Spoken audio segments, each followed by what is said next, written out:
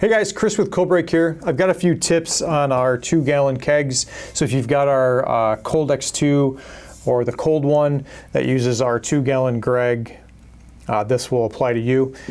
One of the first common mistakes that people make is not tightening down the spear enough on the inside of the keg. And what happens is when you connect your beer coupler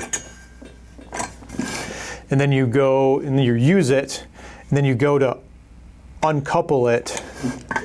Let's see if I can do it every once in a while. So it doesn't always work, but if you uncouple it, and then the spear actually comes with the beer coupler, and you can't, no matter what you do, you can't get the spear to stay connected to the keg. And so what happens is there's two ways you can get rid of it, right? So you can either continue tightening down your beer coupler until that spear is super tight, and then you should be able to back off your beer coupler and get it off.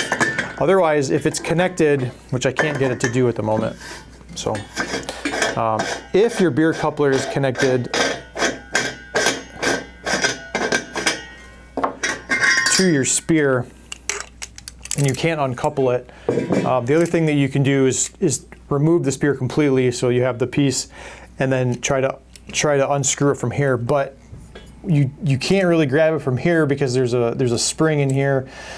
This isn't like a permanent piece that's attached to the actual threaded beer coupler part of it. So what I usually do is I'll just grab a towel. That way my hand doesn't get cut on the stainless steel. Wrap it around the spear itself, and then you should be able to twist it off and uncouple it from there. So this obviously wasn't stuck on there at the moment, so it's sometimes you really got to wrench on it. But the safest and easiest way is just to leave it attached and really tighten it down on the keg itself, and then your beer coupler should be able to come off. And then you can use your threaded spear removal tool to get the spear out from there. Okay, so that's tip number one. Tip number two is not releasing the pressure before you actually pull the spear out, or before you want to pull the spear out. And I'm actually going to pressurize this real quick so we can see an actual example. All right, I've got a larger tank hooked up to this just for demonstration purposes, but typically when you're pouring using your cold one or cold X2, the beer pressure should be at about 10-12 psi. That's a normal serving pressure. So we're going to pressurize this to 12 psi. We're going to let it fill up here for a second.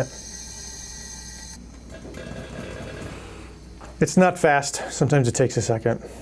I can still feel the gas. I can still kind of hear it too going through there. All right, we're at 12 psi. So the other tip number two is going to be, it's going to be pulling the relief valve on the keg itself prior to removing the spear. But if you do forget, what happens is it shouldn't shoot out, and what will happen is the gas will actually push through the threads, and you'll start to hear it leak right there. So like right now I hear it leak, and it doesn't really matter how fast you undo this, because the farther that spear comes out, the more room there is through the threads, and the gas will just will wind up escaping.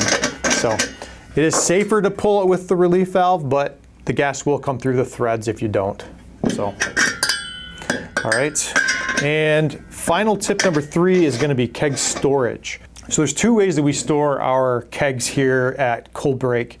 One of them is after we've cleaned and sanitized them, all we do is flip them upside down. We leave the spear out. We flip them upside down to dry, and we stick the spear on top of it, and that lets us and all the employees know that, hey, this is a clean keg, ready to be filled and used for anything. If you don't want to do it that way, the other way that you should store your keg is with this clean and sanitized with the spear in it and pressurized. So if you leave your keg pressurized, nothing will grow in it. Okay, and so that's another good way to keep your kegs stored with an inert gas like CO2 or nitrogen if you've got it. Either one will work. It's not a bad idea. If you're using your cold one or cold X2 a lot, it's not a terrible idea to get something like a larger CO2 tank, because you can then store your kegs, you can purge your kegs, you can do all kinds of other things with the gas, and that way you're not burning through all of your small CO2 cartridges, which should be used just for dispensing if you've got a larger tank like this. So now obviously this is an investment. So if you are using a lot of kegs and going through a lot and you're using it quite a bit, larger grade CO2 is a lot cheaper. You know, you can get one of these filled for about 20 bucks. So, and this will last a very long time, especially if you're using just 2-gallon kegs. So, all right, any questions? Support@coldbreakusa.com.